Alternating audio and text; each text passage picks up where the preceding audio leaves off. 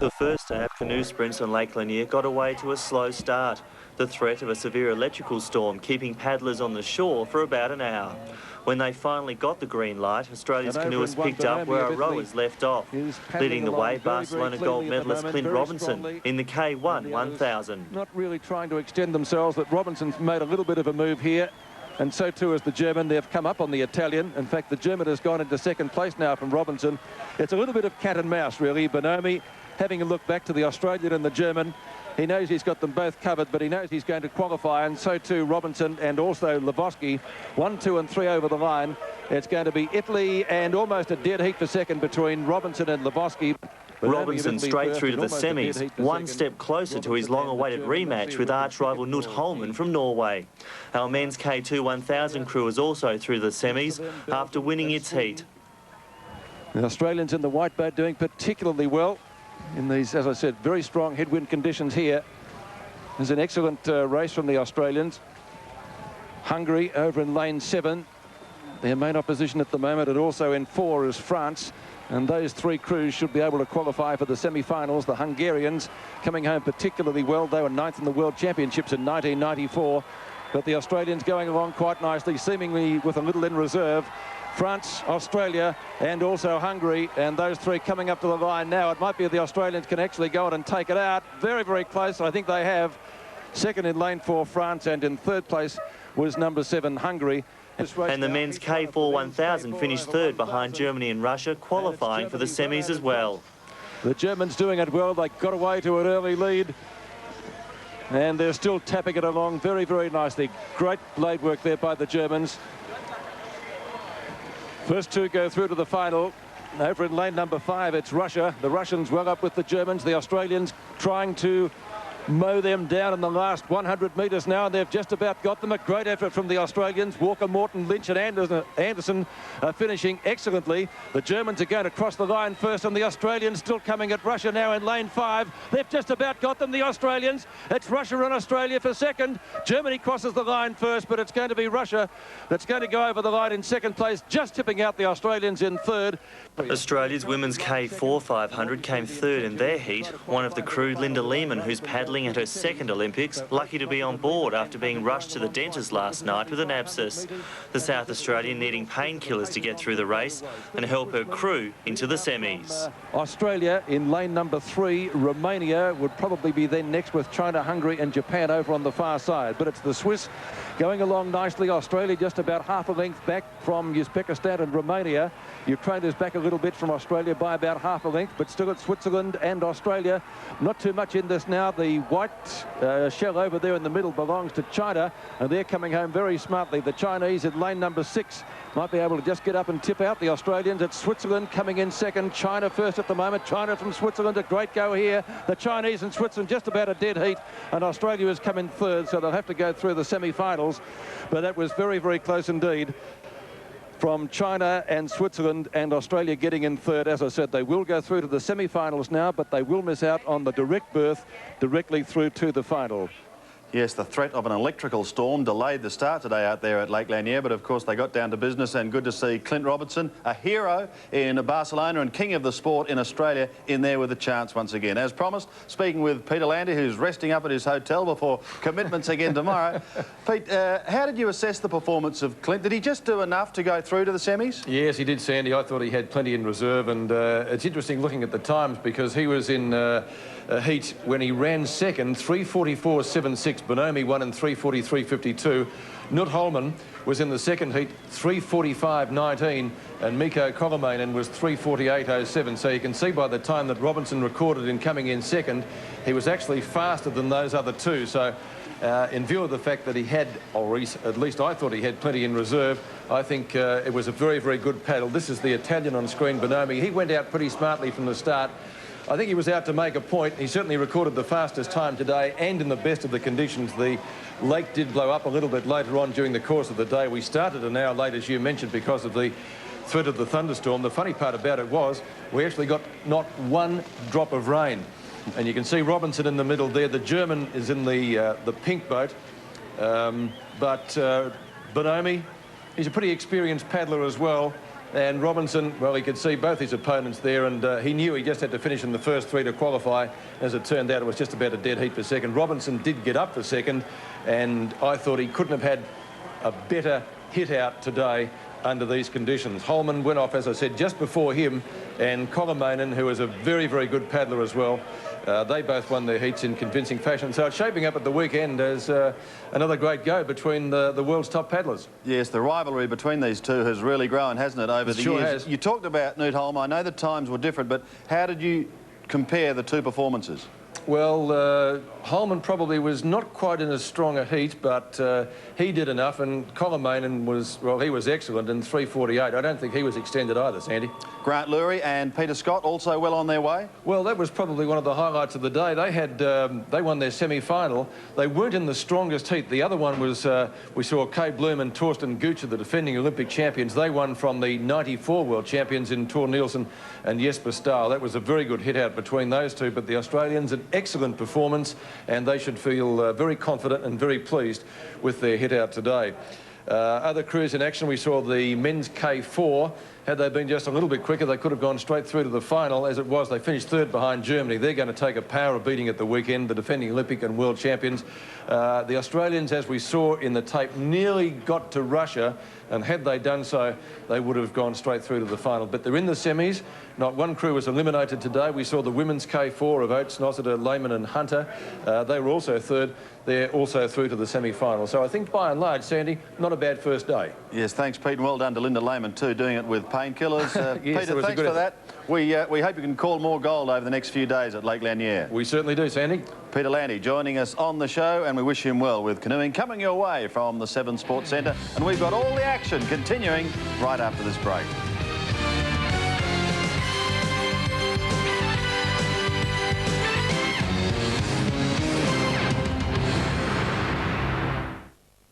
Due to our coverage of the 26th Olympiad live from Atlanta, our regularly scheduled children's program, Book Place, has moved to 3:30 this afternoon here on 7.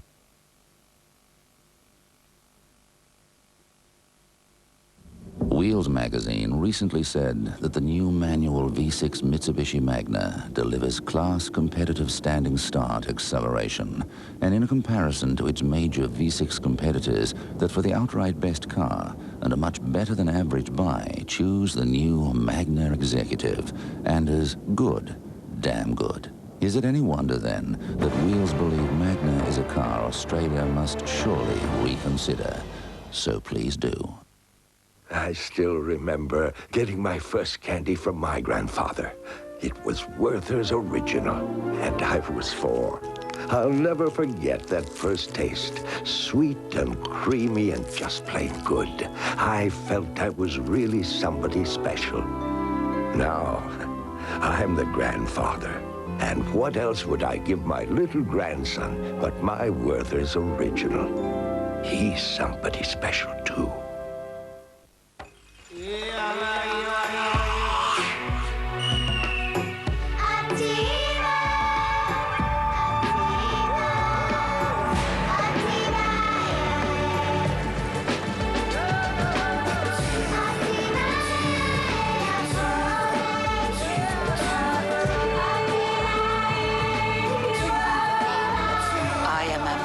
From IBM. Welcome to the future.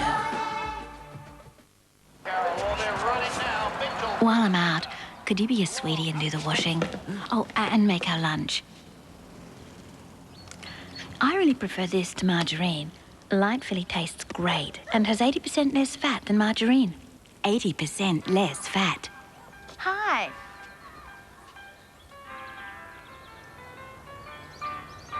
Light lunch is served. Care to see the wine list? Spread your bread with light filly instead. Breaking the news first each day. Peter Ford and Naomi Robson with 7's News at 5. First with the roundup of Olympic results and major events of the day. Turn to 7's News at 5 each weeknight on 7.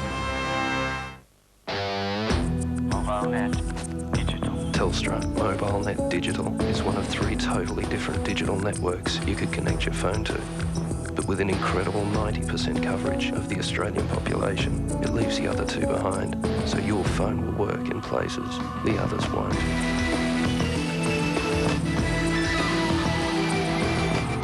digital coverage. Another reason why MobileNet Digital is further and further and further in front. 2 medals to Australia so far today. You know, if you look back over the history of the Olympic Games, particularly in recent times, there is always one standout sport that produces more drama than any other sport. In 1988 it happened in Seoul, in 1992 it happened in Barcelona, and believe it or not, it has happened here again, and the sport I'm talking about is the sport of boxing. For more on it, it happened in this incredible bout. Let's join John Harker and Barry Michael. Mendy has been defeated this year. He lost the European title. Krasnicki was German. Beat him on points. Yeah, Mendy will be the stronger, I would think, even though Diagobon's got the reach over him, reaching a bit of height there. But you really do have to wonder about the strength of a guy that's moved up from 67 kilograms to 91. But he looks good, Barry. It's not as if he's, you know, carrying too much condition. No, he does look good. And he looked, as I said, in his opening bouts against Omar from Kenya, he boxed very well. And how is he? How old is he, Diagobon? Do you have his age, or is he? I haven't got his age. He's only 23, I think it was. 23. So he was very young. So he was 19 in Barcelona, and he probably had a bit of growing left to do. Yep. Well, you never know. We might see him at the next Olympics, the super heavyweight. He's got a lot of reach about him there.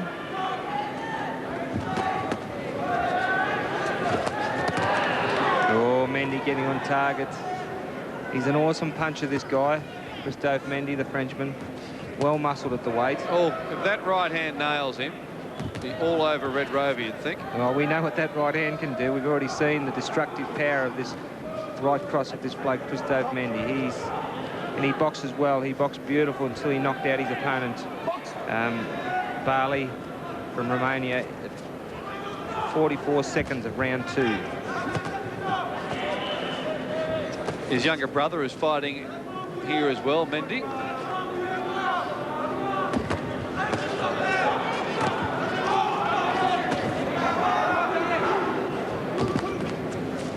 Yeah, the Canadian is going to want to keep this at distance. He's still throwing punches there when the referee's called break, and Mendy just against the ropes, waiting for him to stop, I guess.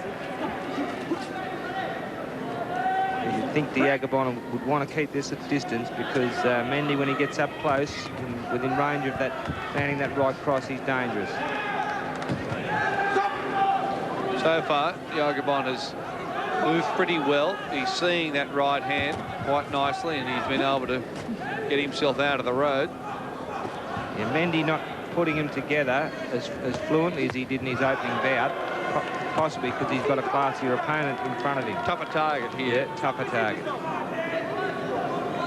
Box!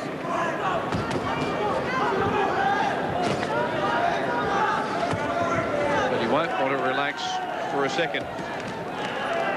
Canadian boxing well here in the opening round. Certainly is, Barry. Using his reach to advantage.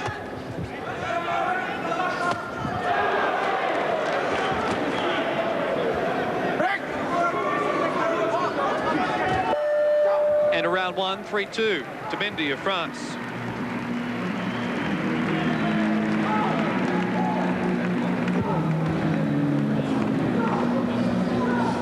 Boxe de façon classique. Prépare tes actions avec ta gauche, ne jette pas dessus, ne colle pas. C'est facile à boxer les mots. On the replay there, you see that big right hand there from Mendy, missed by a fraction of an inch. Rushes in awkwardly with it there and follows with the left. Yeah, he was. There's that left hand again. Made to look a little bit ordinary in that round, Mendy. Just finding this opponent, Diagobon, tougher targets than what he's faced previously.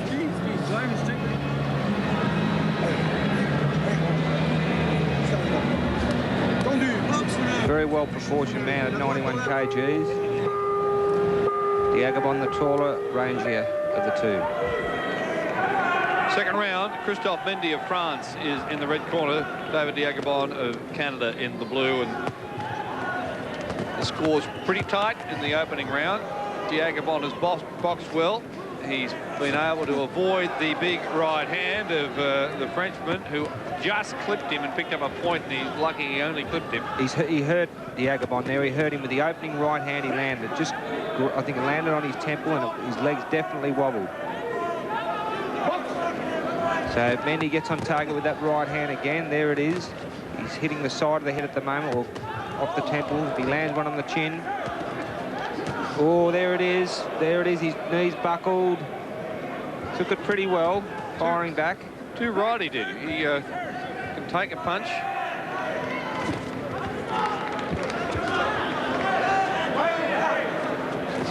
And only takes so many. Mendy walking up menacingly, looking for the opening. It promises to be a bit of a slugfest with Nate Jones, who's a nuggety little heavyweight. Mendy and Jones. Yeah, that'll be a great little fight. Or great big fight, I should say. Yeah, I don't know how many rounds it'll go, though. Although he defended quite well, Jones. Yeah, Diagabon in a bit of trouble here, being out-punched this round so far. He's had a taste of Mendy's power. I think he's feeling a bit uneasy in there.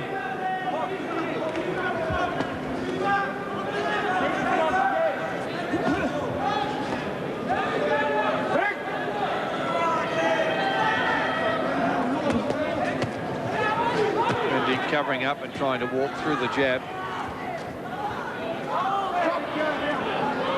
Diagabon getting ragged here with a minute remaining of round 2.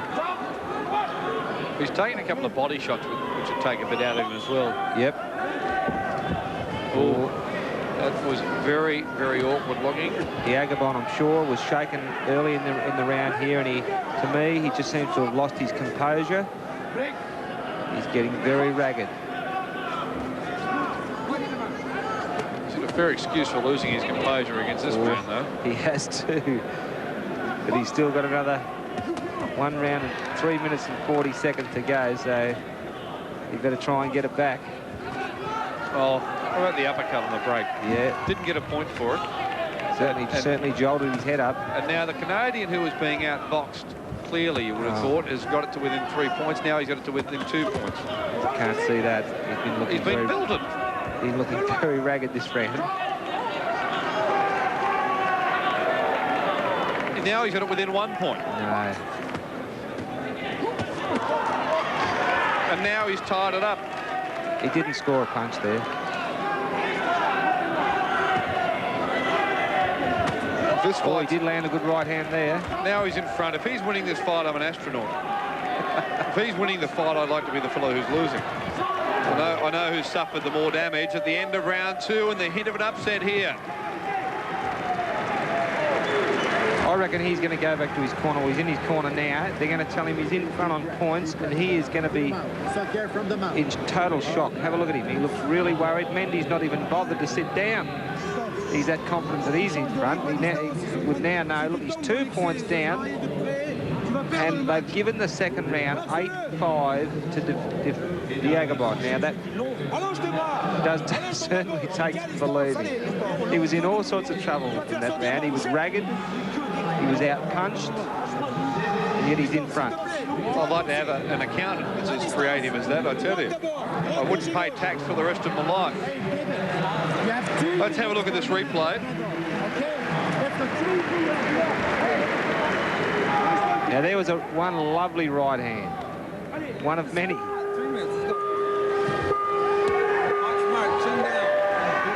Third and final round, and according to the judges, David Diagabon of Canada has the opportunity to put out one of the absolute favourites here in the heavyweight division, Christophe Mendy of France. He's 2 points up. Mendy is seen by many as the only man capable of beating Felix Savon. And I'll tell you, I reckon if Diagabon gets it, he'll be in shock, because I'm sure he was in shock at the end of the second round when they told him he'd won the round.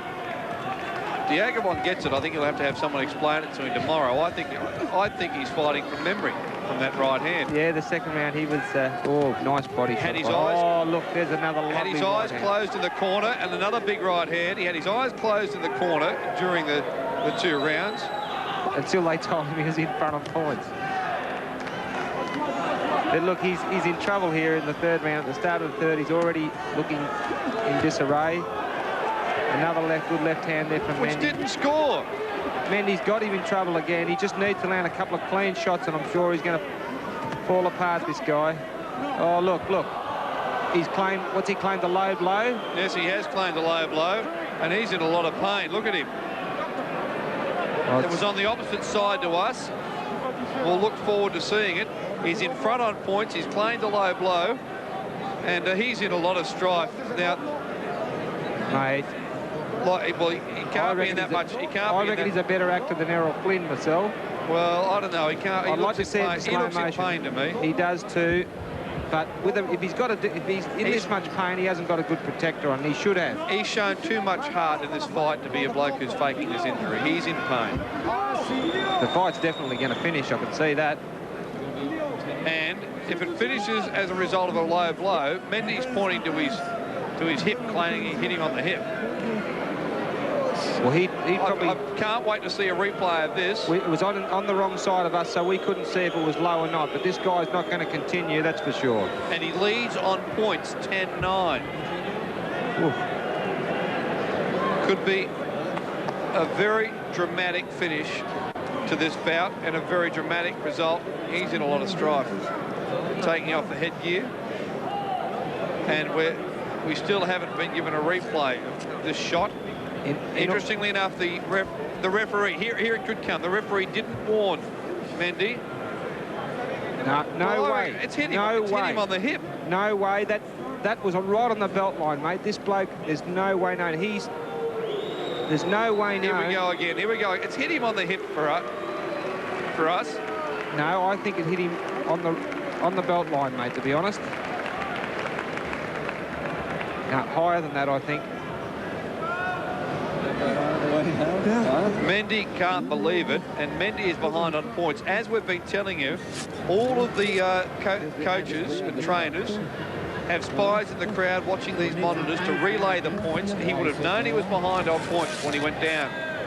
He was in front on points. In front on points, rather. He was in front when he went down. He would have known exactly where he was. Did I say behind? You did. Thank you, Barry. He would have known he was in front on points without any question. And that was crazy. That was absolutely crazy that he was in front on points, because he was being out punched. He's belted from one end of the ring to the other. You know, this, I'll tell you, mate, there's no way, in all my years of boxing, I've never seen a boxer in that much pain from a body shot or, you know, a supposed low blow. I've never seen anyone in that much pain. Now, that blow to me, I'd like to see it again and again, but I reckon it was right on the belt line. It was almost... I just want to make a point, though, Barry. The referee did not caution Mendy for a low shot. No. So let's just see what's going to happen here, because if they've ruled the shot to be legal, Mendy will win the fight.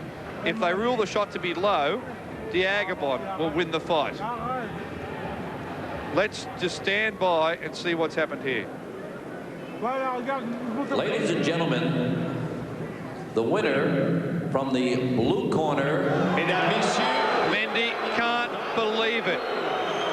He cannot believe it. He's refused to shake his opponent's hand. He's berating him. He claims that his opponent has faked this injury because by some miracle he found his way in front. He's now having a shot at the referee as well. No. Mate, I promise you, he'll come good once he gets out in the dressing room, this guy. I've seen this thing before. Mendy is still in centre ring. He's refusing to leave. A very dramatic moment here. And he's calling on the crowd to show him some support. He's very, very unlucky. He's certainly been jobbed out of this, the way I look at it. Christophe Mendy, who was drawn to fight the gold medal bout against Felix Savon, he still won't get out of the ring. Still won't get out of the ring. Well, what a moment here at the Alexander Memorial Coliseum.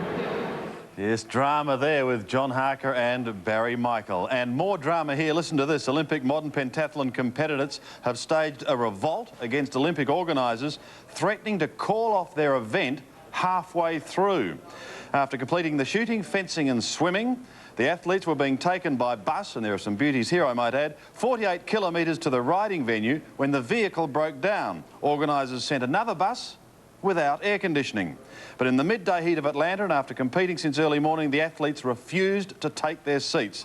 The mutiny lasted half an hour before organisers finally backed down and alternative transport was arranged. And let's hope it had air conditioning. We'll take a break.